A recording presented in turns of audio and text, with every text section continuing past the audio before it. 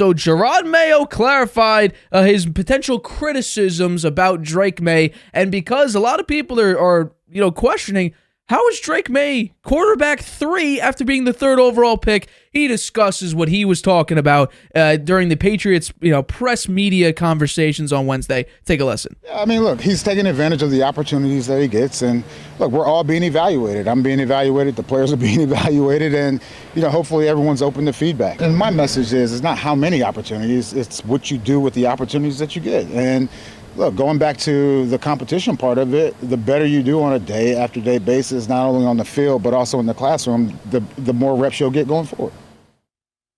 Do you think that Jerod Mayo is being a little bit too harsh on Drake Maye since drafting him 3rd overall? I do. I think he's trying to make some sort of macho statement about being a head coach, and I think it could backfire on him. And I think that maybe he's feeling a little insecure. I think that Wolf said the Pats are taking a collaborative approach in deciding when May is ready to start. What does that mean? I think it's the head coach's responsibility to decide when the player is ready to play and when they're ready to start, whether they're in the game or not in the game. But then he went on to say Mayo's opinion will be central to that process. What's he talking about there? I don't get it. Mayo says he's taking advantage of the opportunities he get. Well, they're not giving him enough opportunities. The guy is drafted number 3. He's one of the top picks in the draft. You got to get him out there. You got to give him some confidence. Say, we drafted you. We believe in you. You just got to show us you can do it. You can't show it if you're not out on the field doing it. They say he's benefiting from virtual reality technology. Come on, this is football. You got to be out on the field. They say he's doing, the work in the classroom is a big factor.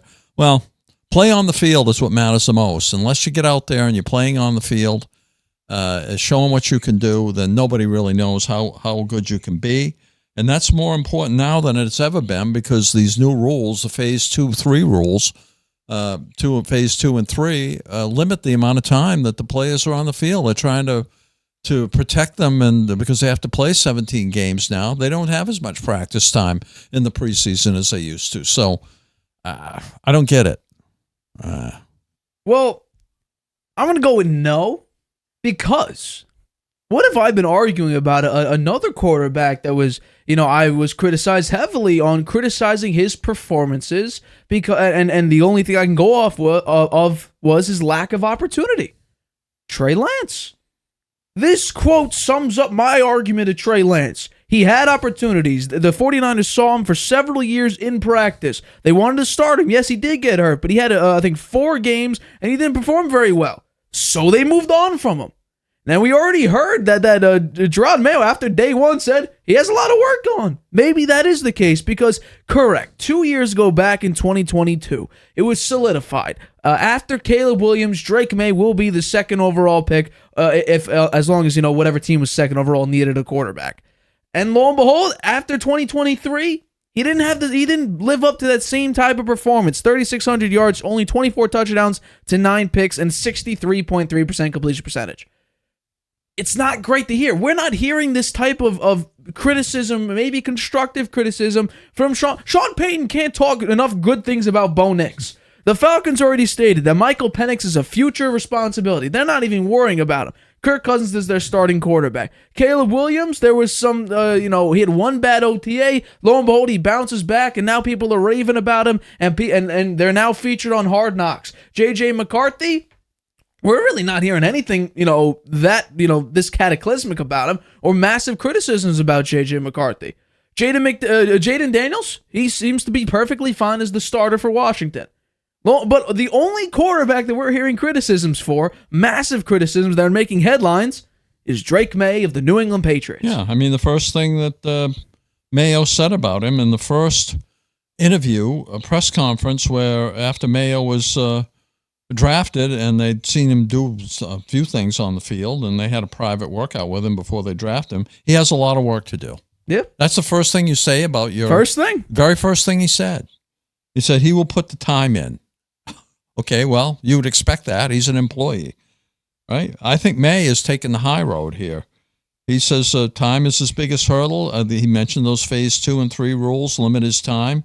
He said hard work works, and he's committed to doing the right thing. He hasn't shot his mouth off or said anything negative. I think that, he's spending most of his time with Van Pelt. It would make sense. He's the OC, and they don't want too many different, although Wolf is saying there's a collaborative approach to deciding when he's ready to start. Mayo says they don't want May to be hearing too many voices. So, Ben McAdoo is also a prominent person in the coaching staff for the offense, and he's supposedly a great offensive mind. He wasn't such a hot head coach for the Giants, but that's true. Maybe the Giants were just not a good team. Yeah, let's be honest. Yeah, he made the playoffs once with them, I think. Right? Well, that'd be 2016 if that were the case. Yeah. So, I don't know. I think the Patriots are going to be in last place this year, and I think Jerod Mayo's got a lot of learning to do being a head coach. I don't think you'd ever hear Belichick saying anything like what Mayo has said about Drake Maye. Belichick doesn't say anything about the players. He comes out and says everybody will earn their spot. Everyone earn their spot. Matthew Judon, one of the best edge rushers. Oh, no, he talks about everybody that way. It could be Tom Brady and says, right. He's got to put in the work every single day. He's got to earn it every single day. He said it about everybody. Jerod Mayo, though, I respect it because unlike what the Patriots had like a couple years ago, when nobody would take accountability for their terrible offense, nobody. Mac Jones didn't. Matt Patricia for sure didn't, and Bill Belichick tried to avoid it by saying the same stuff for every single week. We got to work on all 3 phases of the game. Jerod Mayo saying, hey, the kid needs work. And then I think a lot of people are actually predicting, and especially I always bring up the CBS Sports quarterback power rankings. They don't even have Drake Maye on this list because they assume Jacoby Brissett will be the starter. And I think it is looking more towards that situation where Brissett does become the starter, and he's ranked on this list as the 27th quarterback. So it's looking more and more like this 3rd overall pick in Drake Maye will sit for a couple games, the whole season. I'm not entirely sure. And normally, I don't mind that. It worked for Jordan Love and Aaron Rodgers. Do we think it kind of worked with Brock Purdy and Jimmy G, or is Brock Purdy just that naturally gifted? I don't see Drake Maye sitting for 4 years behind Jacoby Brissett. I don't think he's going to be there for 4 years, though. That's the thing. But I think if Jacoby Brissett wasn't in there, it would be Drake Maye, don't you? Absolutely, because I think, right now, Drake Maye hasn't even beaten out Bailey Zappe. Otherwise, why did you draft him number 3? Well, because you need a quarterback. You drank him number 3 because you want to put him in there and play him. So right. I'd say find out as much as you can about him. Give him as many opportunities as early as you can because there's a limited amount of time that you can play during these phase 2 and phase 3 rules, and find out what you've got there. Otherwise, I think you wasted your draft pick. Well, I said if you can't get Jaden Daniels, might want to trade down. Because then you can get I thought they would pick Harrison. Well, he was the best player in the draft. Then you would have Bailey Zappe throwing or Jacoby Brissett throwing in the football. Well, if you're not going to play Drake Maye, then you weren't going to draft a quarterback until the 2nd round when all the good ones were gone. Then I don't know why did you draft Drake Maye? Pro Football Focus ranks the entirety of the Patriots roster, so offense and defense, 29th in the NFL.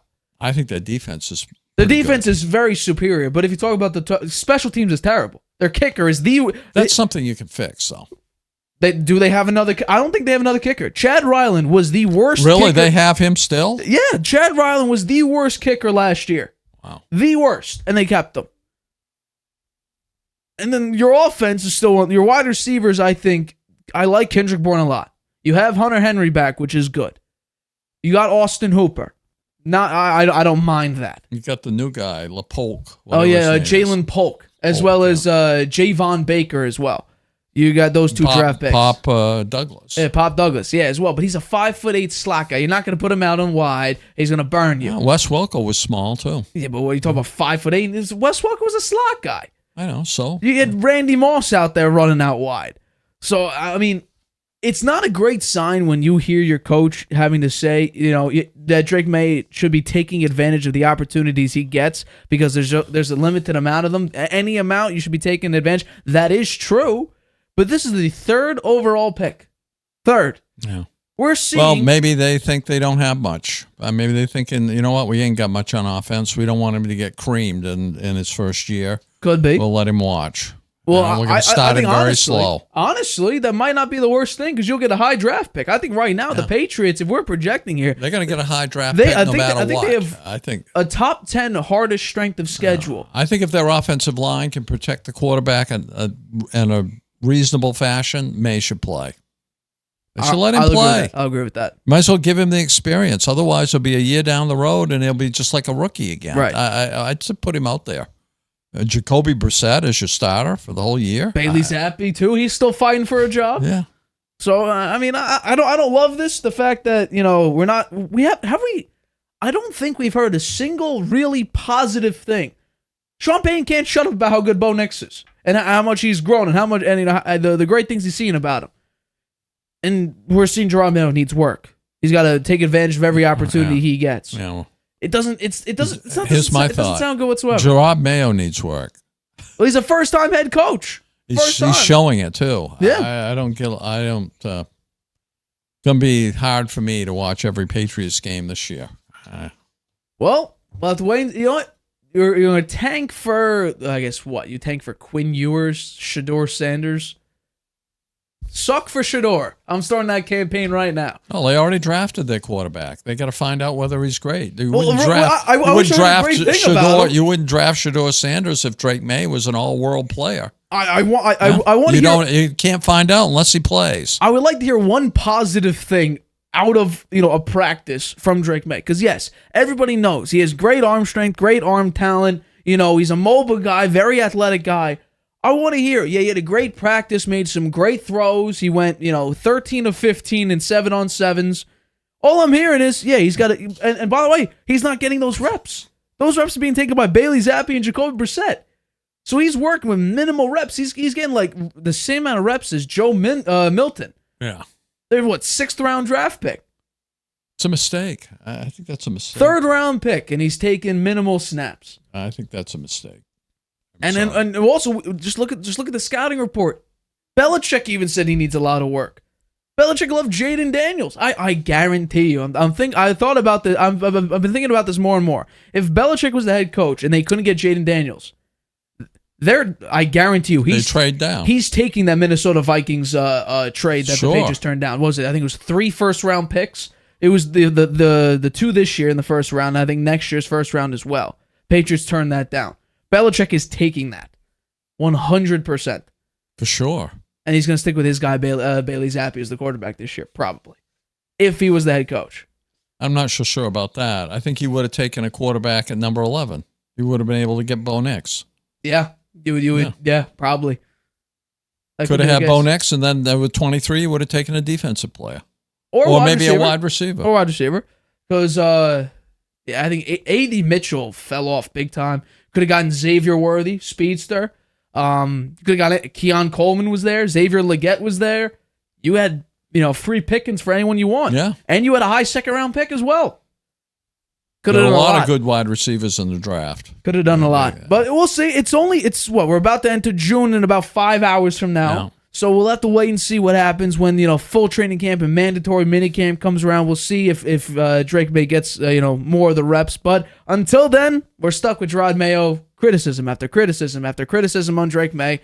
Hopefully we'll hear if you're a Patriots fan, hopefully you'll hear a positive word out of Jerod Mayo's mouth when talking about the performance of Drake Maye. Hi, everybody. Thanks for watching. Make sure you subscribe here to get the latest from the show. Also, if you want to check out the full episode, make sure you click the I in the top right-hand corner right now. If you want to listen to this show anywhere you go, make sure you go to anchor.fm/The Harvey Hour or anywhere you get your podcasts.